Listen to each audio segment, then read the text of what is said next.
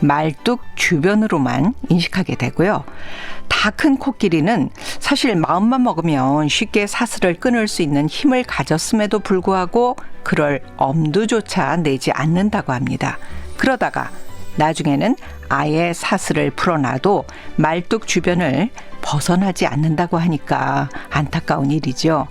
그런데 우리가 무심코 내뱉는 말에도 코끼리를 묶어놓는 사슬과 같은 말이 있습니다. 에이, 나는 원래 그래. 내가 그렇지 뭐.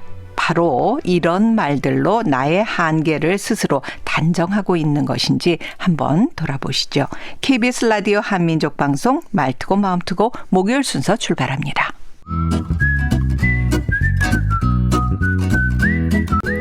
이 시간 지영수 아나운서와 함께합니다. 다양한 분야의 전문가를 만나서 공감하고 소통하는 방법을 배워보는 시간이죠. 공감 초대석입니다. 오늘도 지난 시간에 이어서 신간 좋은 말투는 상대를 헤아리는 마음에서 나온다의 저자인 김현정 언어교육 전문가 모셨습니다. 어서 오세요. 네, 안녕하세요. 네, 지난 시간에 좋은 말투가 어떤 것이고 또 좋은 말 습관을 들이는 방법에 대해서 말씀을 해 주셨는데 이번에는 이 좋은 관계를 만드는 어떤 대화법인데 이걸 알고 있으면 기적적으로 뭔가 긍정적인 일이 벌어진다는 거잖아요. 네. 근데 일단 상대의 이름을 부르면서 대화하는 것이 좋다고요? 이 이름은 너무나 기본 중에 기본이어서. 아, 그래요? 예를 들면 정말 사소하지만 가장 효율적인 것이 상대방의 이름을 외우는 방법이라고 생각을 하는데요. 네. 우선은 이름을 사용하지 않는 대화 중에 뭐 예를 들어 호칭을 박 대리님 안녕하세요 이렇게 하는 것보다는 네. 영서 대리님 안녕하세요 라고 인사를 그러나요? 하는 편이 아. 상대방에게 좀 더 각인을 잘 시켜주고 나를 기억하고 있구나 라는 생각이 들게 돼서 상대방의 기분이 우선 좋아지게 되죠. 네. 그러니까 사람의 이름을 사용해서 호칭을 해라. 네. 네. 모든 사람을 다 기억하기가 어려울 때도 또 있잖아요. 그리고 주변에서 그냥 박대리, 김부장 이렇게 불러서 저번에 원래 이름은 뭐였지라고 또 기억을 못할 때도 있는데 이게 매번 그래야 돼요? 아니면 이것도 좀. 자기와 함께 이야기를 나눴던 분들의 이름 정도는 기억을 하는 것이 예의이기도 하고 노력을 해서 연습을 해서 자꾸 이제 외우려고 하는 것도 하나의 태도가 될 수 있다고 생각을 합니다. 이름뿐만이 아니라 상대방의 어쨌든 근황이라든지 생일 정도를 이렇게 기억을 해주면 또 상대방하고 관계가 출발점부터 맞아요. 완전 달라지죠. 예를 들어 저도 수업 시간에 학생들을 우선 처음 만나게 되면 반드시 이름 물어보고요. 네. 한 1시간 안에는 무조건 암기라고 할 만큼 잘 안 외워지기 때문에 이제 의도적으로 외우고요. 그다음에 이제 이름을 많이 불러주고요. 이름을 불러주다가 앞에 저는 우리라는 호칭도 많이 씁니다. 우리 함께하는. 우리 지영선님. 그냥 지영선님 그런 게 아니라 네. 우리. 예를 들어 수업 때도 제가 이제 이야기를 시킬 때 네. 우리 성길이 이야기해볼까? 이렇게요. 그러면 씩 웃고 얘기를 하거든요. 근데 그때 너무 기분이 저도 좋습니다. 네. 사소하지만 가장 효율적인 방법은 이름을 사용해서 불러주고 그다음에 상대 이름 외에도 그 사람 근황이라든지 특별한 날 기억해 주면 좋겠고 무엇보다도 우리라는 표현을 써서 함께라는 그런 느낌을 너무 갖게 좋더라고요. 그러네요. 그리고 즐거운 대화를 하기 위해서는 상대와의 이제 공통점을 찾는 것이 좋다고 하는데 어떤 걸까요? 예를 들어 사람은요, 인간은 누구나 같이 할 때 즐거움을 더 많이 느낀다는 본능이 있어서 상대에 대해서 어쨌든 공부를 하고 하는 것이기 때문에 자신의 이야기를 기억하고 그 사람과 같이 같은 것을 보고 있고 한다는 느낌은 정말 대화를 하는 데 있어서 굉장히 중요한 것 같습니다. 그런데 어떨 때는 이제 상대에 대해서 또 너무 많은 걸 조사해 갖고 상대가 별로 기억 안 해줬으면 좋은 것까지 그렇죠. 할 때가 있잖아요. 네, 그 선이 있죠. 네.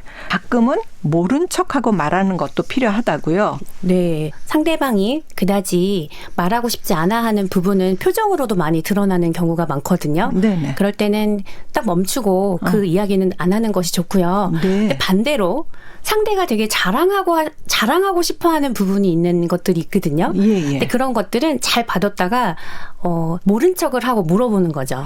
예를 들어 고객이 홀인원을 했다는 이야기를 들었는데 모른 척을 하고 물어보는 거죠.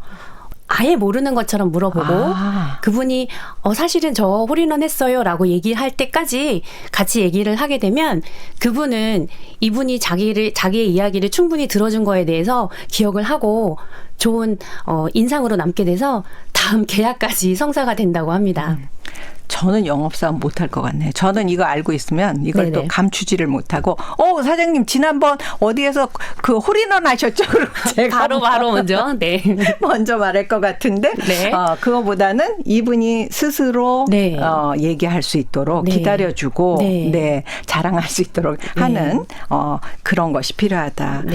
그래요. 대화를 할 때 칭찬하고 격려하고 뭐 사실 좋은 얘기만 할 수 있으면 좋겠지만 사실 업무 얘기하다 보면 뭔가를 꼭 이렇게 좀 짚고 넘어가야 될 때가 있잖아요. 근데 우리도 네. 뭐 역지사지로 잔소리 들으면 네, 제가 네. 만약에 차장인데 부장님이 불러서 지영서 차장 뭐 이러지도 않아요. 지 차장 막 이러면서 네네. 불러서 뭐라고 야단치면 기분이 안 좋단 말이죠. 네. 근데 이렇게 지적을 해야 할 때가 있을 때는 어떻게 해야 할까요? 인정을 받고 싶은 것도 본능이고 상대의 어떤 것을 보면 교정을 하고 싶어 하는 것도 본능이라고 그래요. 네. 무턱대고 지적부터 하게 되면 상대방은 그걸 듣지 않죠.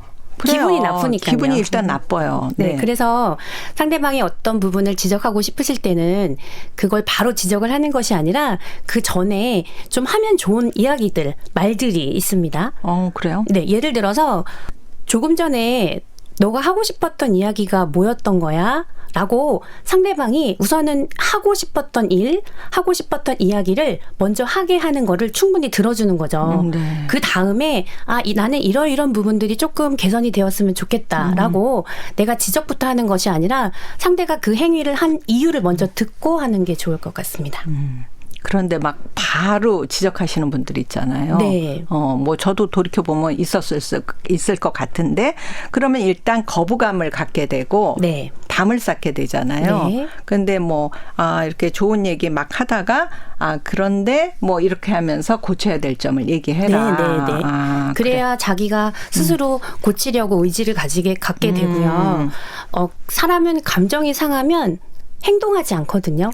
맞아요. 네, 그래서 우선 감정을 읽어주고 감정을 좀 조심히 잘 다뤄주다가 지적을 하는 것이 효율적인 그 결과를 위해서도 가장 필요한 부분이라고 생각합니다. 맞아요. 지적만 받게 되면 더 이상 말하지 말아야겠다. 입을 닫게 되죠. 네, 이 사람하고는 어떤 관계를 유지하지 말아야겠다. 이런 피하게 생각이 되고요. 맞습니다.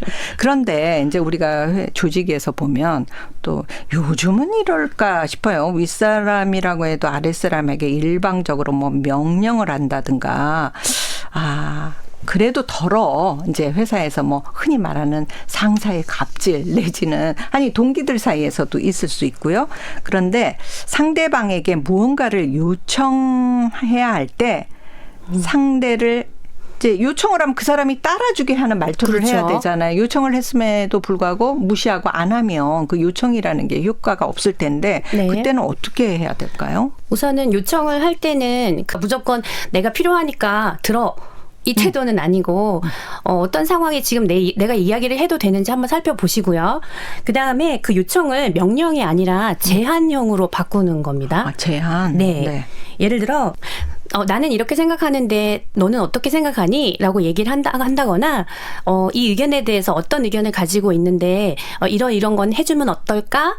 라고 제한형의 말투로 이야기를 해주면 좋을 것 같습니다. 그러니까 뭐뭐 해라가 아니라 네. 이거는 조직에서도 그렇지만 자녀하고 아이들한테도 그렇죠.